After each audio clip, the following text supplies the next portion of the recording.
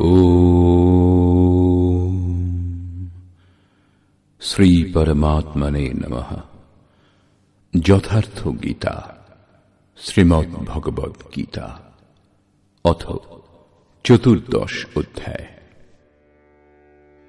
পূর্বের কয়েকটি অধ্যায়ে যোগেশ্বর শ্রীকৃষ্ণ জ্ঞানের স্বরূপ স্পষ্ট করেছেন। চতুর্থ অধ্যায়ের 19 সংখ্যক শ্লোকে তিনি বলেছিলেন, যে পুরুষ নিয়ত কর্মের আচরণ আরম্ভ করেছেন এবং সেই আচরণ ক্রমশ উত্থান হতে হতে এত সূক্ষ্ম হয়ে গেছে যে কামনা ও সংকল্প সম্পূর্ণরূপে শান্ত হয়ে গেছে, সেই সময় তিনি যা জানতে চাইবেন তার প্রত্যক্ষ অনুভূতি হয়ে যাবে। সেই অনুভূতিকেই জ্ঞান বলে। ত্রয়োদশ অধ্যায়ে জ্ঞানকে পরিভাষিত করলেন।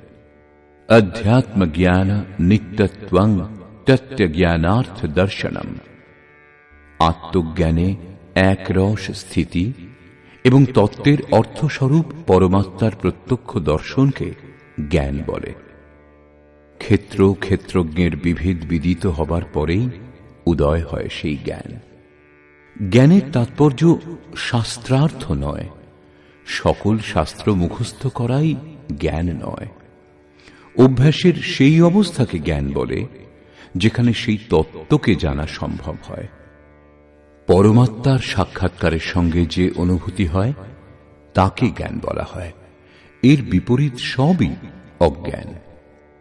এইরূপ সবকিছু বলার পরেও বর্তমান অধ্যায়ে যোগেশ্বর শ্রীকৃষ্ণ বলছেন, অর্জুন, সেই জ্ঞানের মধ্যেও যে জ্ঞান শ্রেষ্ঠ তা আমি পুনরায় তোমাকে বলবো।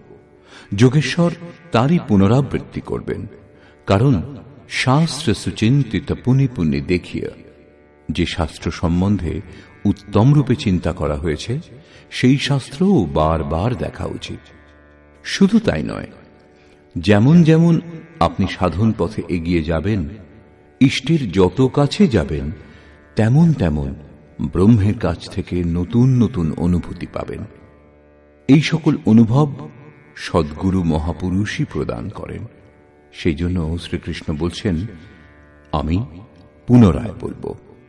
স্মৃতিপট এমন হয় যার উপর সংস্কারের অঙ্কন সর্বদা হতে থাকে। যদি পথিকের ইষ্টকে জানার জ্ঞান অস্পষ্ট রয়ে যায়, তাহলে সেই স্মৃতিপটের ওপর প্রকৃতি অঙ্কিত হতে থাকে, যা বিনাশের কারণ হয়। সেই জন্য সাধনা সম্পূর্ণ হওয়া পর্যন্ত সাধককে ইষ্ট সম্বন্ধিত জ্ঞান আবৃত্তি করা উচিত। আজ স্মৃতি স্পষ্ট হলেও যখন পরের অবস্থাগুলিতে সাধক পৌঁছবেন, তখন এই অবস্থার পরিবর্তন হবে। সেই জন্য পূজ্য মহারাজজি বলতেন, ব্রহ্মবিদ্যার চিন্তন প্রতিদিন করবে, এক মালা প্রতিদিন ঘোরাবে, সেই মালা যা চিন্তন দ্বারা ঘোরানো হয়, অন্য কোনো মালা নয়। এই নিয়ম সাধকের জন্য। কিন্তু যিনি বাস্তবিক সদ্গুরু, তিনি সতত সেই পথিকের মার্গদর্শন করেন, অন্তরে জাগ্রত হয়ে এবং বাইরে নিজের ক্রিয়াকলাপের দ্বারা তাকে প্রত্যেক অভিনব পরিস্থিতি সম্বন্ধে অবগত করিয়ে দেন। যোগেশ্বর শ্রীকৃষ্ণ মহাপুরুষ ছিলেন, অর্জুন শিষ্যের স্থানে ছিলেন। তিনি শ্রীকৃষ্ণের কাছে প্রার্থনা করেছিলেন যে, ভগবান আমাকে রক্ষা করুন। সেই জন্য যোগেশ্বর শ্রীকৃষ্ণ বললেন, সকল জ্ঞানের মধ্যে অতি উত্তম জ্ঞান আমি পুনরায় তোমাকে বলবো। শ্রী ভগবান উবাচ।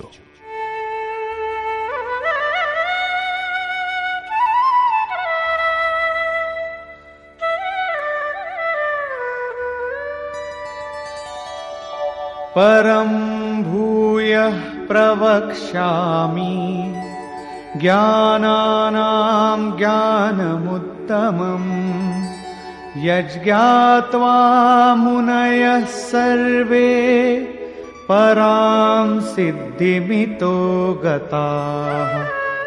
অর্জুন, সকল জ্ঞানের মধ্যে অতি উত্তম জ্ঞান, পরম জ্ঞান আমি পুনরায় তোমাকে বলবো, যা পূর্বেও বলেছেন।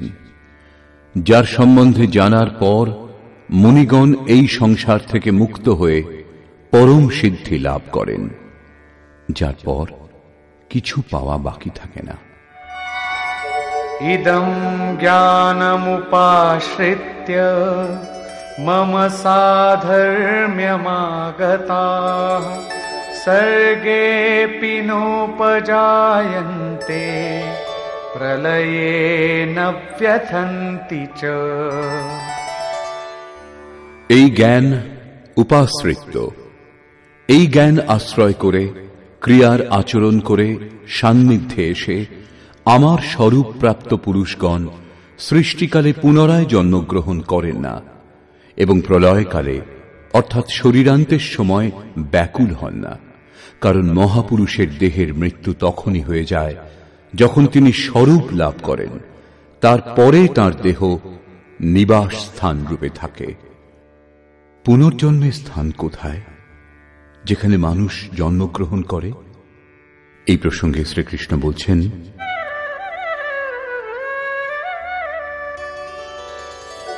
মম যোনির্মহৎ ব্রহ্ম তস্মিন গর্ভং দধাম্যহম সম্ভবঃ সর্বভূতানাং ততো ভবতি ভারত। হে অর্জুন, আমার মহৎ ব্রহ্ম অর্থাৎ অষ্টধামূল প্রকৃতি সর্বভূতের উৎপত্তির কারণ রূপ যোনি এবং তাতে আমি চেতন রূপ বীজ স্থাপন করি।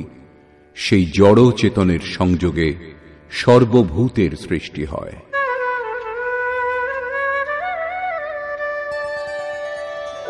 সর্বয়োনিষু কৌন্তেয় মূর্তয়ঃ সম্ভবন্তি ইয়াঃ তাসাম ব্রহ্ম মহদ্যোনিঃ অহং বীজপ্রদঃ পিতা। কৌন্তেয়, সমস্ত যোনিতে যে সকল দেহ উৎপন্ন তাদের সকলের যোনি গর্ভধারিণী মাতা, অষ্টধামূল প্রকৃতি এবং আমি বীজ স্থাপন কর্তা পিতা। অন্য কেউ মাতাও নয়, পিতাও নয়। যতক্ষণ জড় চেতনের সংযোগ হবে জন্ম হতেই থাকবে, নিমিত্ত কেউ না কেউ হবেই। চেতন আত্মা জড় প্রকৃতিতে কেন আবদ্ধ হয়? এই প্রসঙ্গে বলছেন,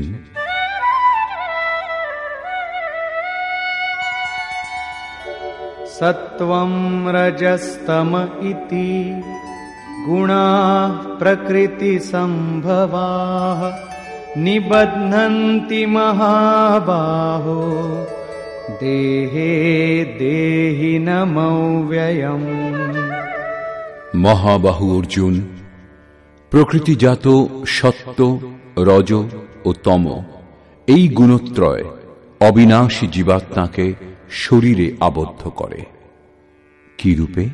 তত্র সত্ত্বং নির্মলত্বাৎ প্রকাশকমনাময়ম সুখ সঙ্গেন বধ্নাতি জ্ঞান সঙ্গেন চানঘ।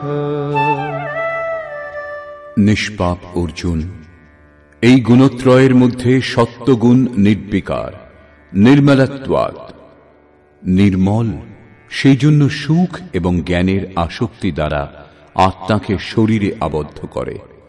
সত্ত্বগুণ বন্ধনী, পার্থক্য এতটাই, সুখ কেবল পরমাত্মার মধ্যেই পাওয়া যায় এবং জ্ঞান সাক্ষাৎকারকে বলে। সত্ত্বগুণী ততক্ষণ আবদ্ধ যতক্ষণ পরমাত্মার সাক্ষাৎকার না হয়।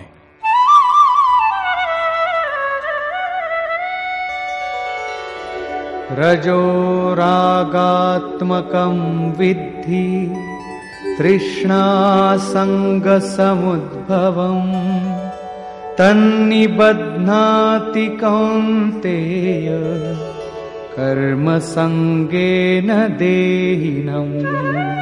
হে অর্জুন, রজোগুণ রাগাত্মক, একে তুমি কর্মসঙ্গেন কামনা ও আসক্তি থেকে উৎপন্ন জানবে।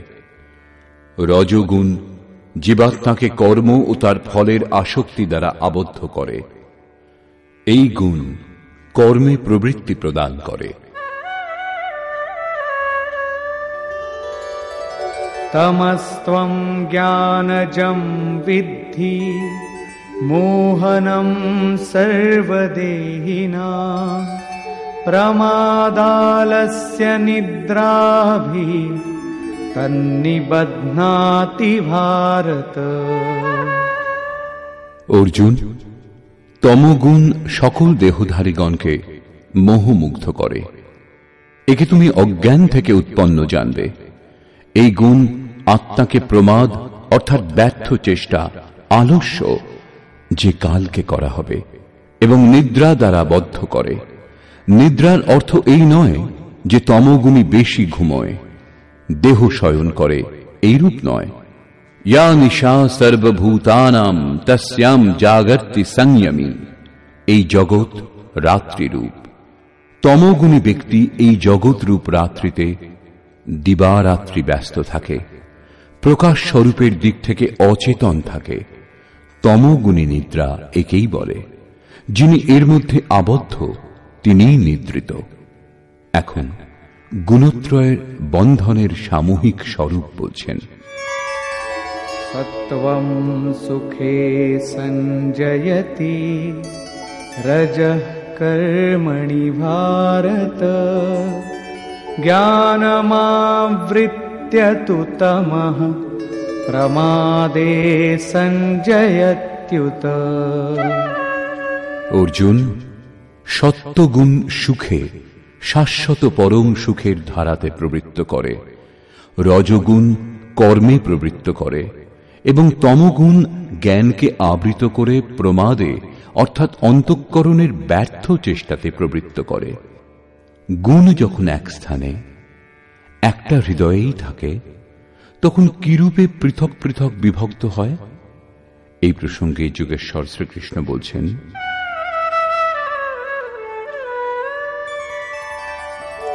রজস্তমশ্চাভিভূয় সত্ত্বং ভবতি ভারত রজঃ সত্ত্বং তমশ্চৈব তমঃ সত্ত্বং রজস্তথা। হে অর্জুন, সত্ত্বগুণ রজ ও তমগুণকে অভিভূত করে প্রবল হয়, সেইরূপ রজগুণ সত্ত্ব ও তমগুণকে অভিভূত করে প্রবল হয়। এইরূপ তমগুণ সত্ত্ব ও রজগুণকে অভিভূত করে প্রবল হয়। কিরূপে জানা যাবে যে কখন কোন গুণটি অধিক সক্রিয়? সর্বদ্বারেষু দেহেস্মিন প্রকাশ উপজায়তে জ্ঞানম যদা তদা বিদ্যাৎ বিবৃদ্ধম সত্ত্বমিত্যুত। যে কালে এই দেহে, অন্তঃকরণে এবং সকল ইন্দ্রিয়ে ঈশ্বরীয় প্রকাশ এবং বোধ শক্তি উৎপন্ন হয়, সেই সময় এইরূপ জানতে হবে যে সত্ত্বগুণ বর্ধিত হয়েছে এবং লোভ প্রবৃত্তিরারম্ভঃ কর্মণাম শমঃ স্পৃহা রজস্যেতানি জায়ন্তে বিবৃদ্ধে ভরতর্ষভ। হে অর্জুন, রজগুণ বর্ধিত হলে লোভ, কর্মে প্রবৃত্ত হবার প্রচেষ্টা, কর্ম আরম্ভ, অশান্তি অর্থাৎ মনের চঞ্চলতা, বিষয় ভোগের স্পৃহা এই সকল উৎপন্ন হয়। তমগুণের বৃদ্ধিতে কি হয়? অপ্রকাশো প্রবৃত্তিশ্চ প্রমাদো মোহ এব চ তমস্যেতানি জায়ন্তে বিবৃদ্ধে কুরু নন্দন। অর্জুন, তমগুণ বৃদ্ধি পেলে অপ্রকাশ, প্রকাশ পরমাত্মার দ্যোতক। ঈশ্বরীয় প্রকাশের দিকে না এগোনোর স্বভাব। কার্যম কর্ম, যা করণীয় প্রক্রিয়া, তাতে প্রবৃত্তির অভাব, অন্তঃকরণে ব্যর্থ চেষ্টা সকলের প্রবাহ এবং সংসারে বিমুগ্ধ করে যে প্রবৃত্তিগুলি, এই সমস্ত উৎপন্ন হয়। এই সমস্ত গুণের সম্বন্ধে জানা থাকলে কি লাভ?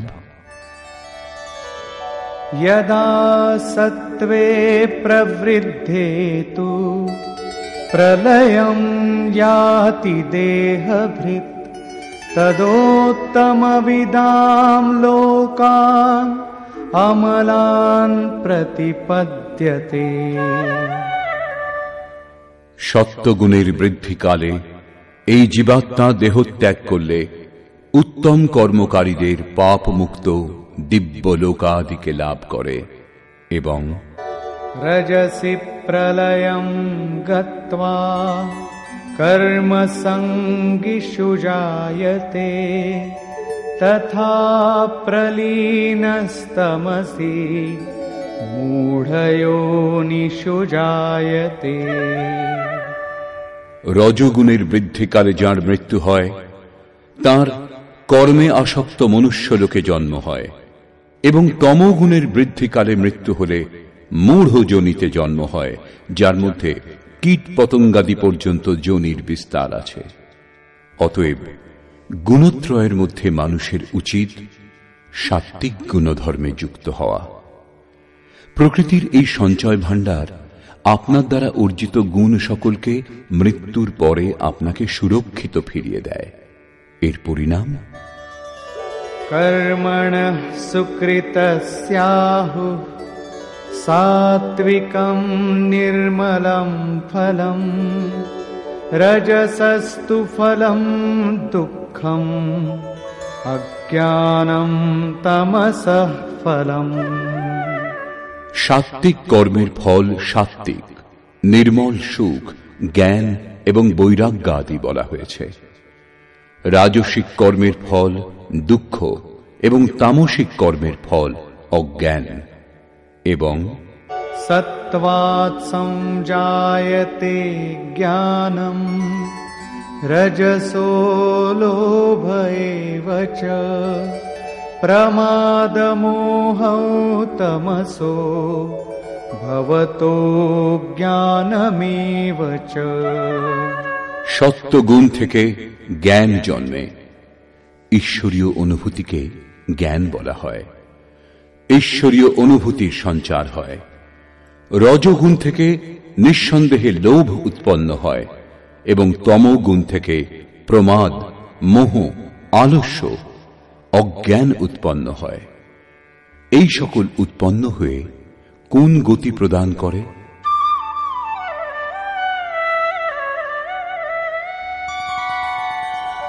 ऊर्ध्वं गच्छन्ति सत्त्वस्था मध्ये तिष्ठन्ति राजसाः जघन्यगुणवृत्तिस्था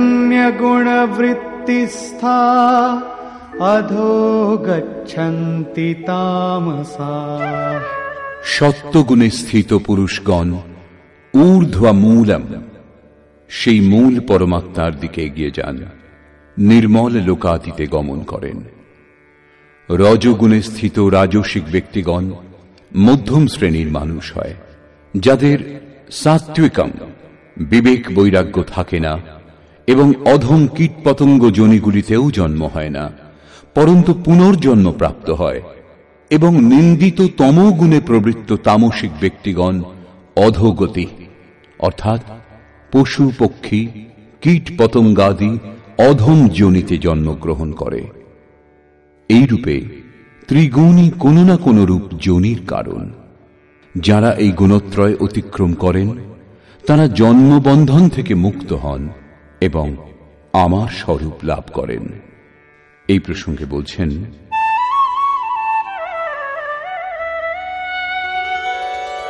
नान्यं गुणेभ्यः कर्तारं यदा द्रष्टानुपश्यति गुणेभ्यश्च परं वेत्ति मद्भावं सोऽधिगच्छति।